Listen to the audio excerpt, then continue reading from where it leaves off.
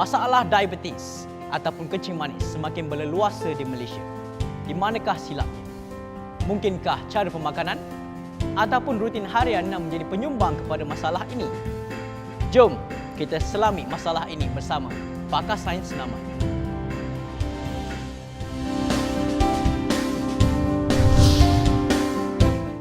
Diabetes merupakan masalah kesihatan yang amat kerap dijumpai di Malaysia. Ia merupakan isu kesihatan yang berkait dengan pengawal aturan gula di dalam badan.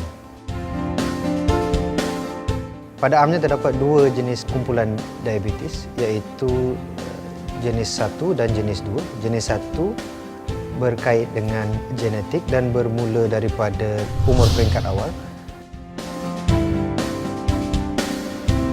Diabetes bukan masalah yang hanya berkait dengan orang yang mempunyai masalah berat badan. Ia merupakan isu yang berkait dengan pengawalan gula sahaja. Tetapi mereka yang mengalami masalah berat badan selalunya berada pada risiko lebih tinggi untuk mendapat diabetes pada umur yang lebih lanjut. Pesakit diabetes juga boleh meningkatkan kualiti kehidupan mereka dengan melakukan latihan fizikal.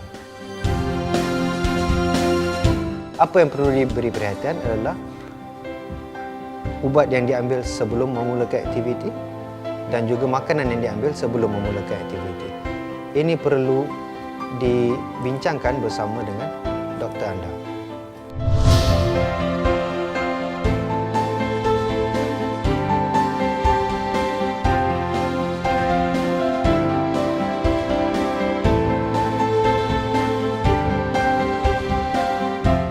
Tetapi ada beberapa isu sebelum seseorang pesakit diabetes itu memerlukan latihan fizikal. Yang pertama, dapatkan kelulusan daripada doktor.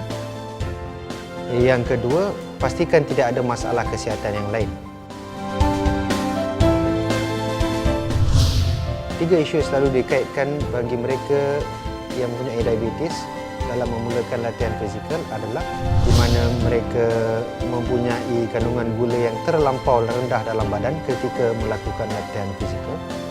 Yang kedua, di mana terlampau banyak gula di dalam badan ketika melakukan aktiviti fizikal. Dan yang isu ketiga adalah kecederaan yang berlaku disebabkan latihan fizikal. Ketiga-tiga isu ini perlu diberi perhatian sebelum memulakan sebarang latihan.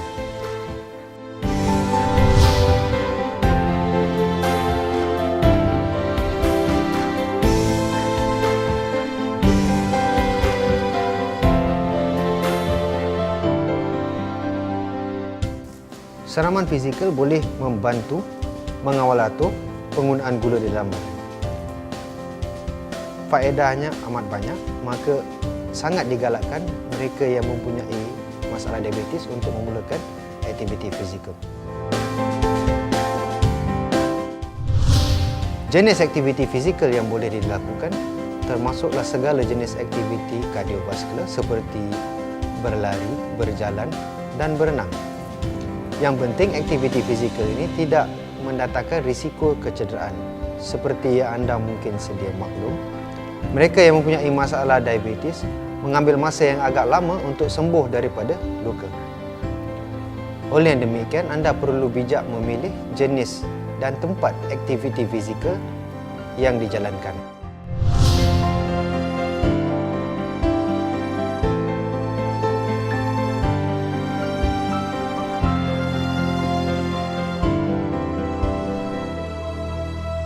Di samping itu, pilihlah kasut dan stokin yang sesuai supaya ia tidak menyebabkan melecet dan stres pada mana-mana bahagian kaki.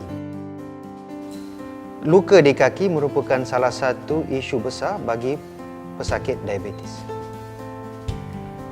Aliran darah di kaki bagi pesakit diabetes adalah terhad disebabkan kandungan gula yang tinggi di dalam badan.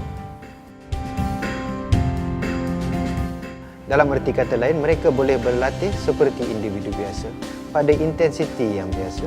Cuma yang perlu diberi perhatian adalah kandungan gula dalam badan ketika latihan.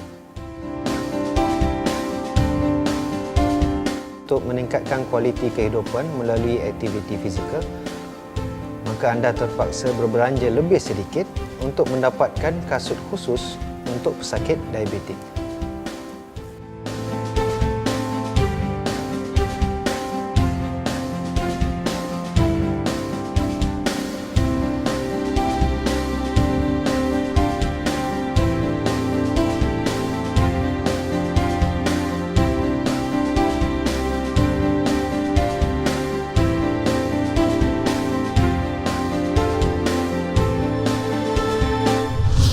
adalah penting untuk diingatkan sekali lagi bahawa setiap pesakit diabetes ataupun pesakit kencing manis untuk sentiasa memantau tahap kandungan gula dalam darah, terutamanya sebelum dan selepas aktiviti fizikal.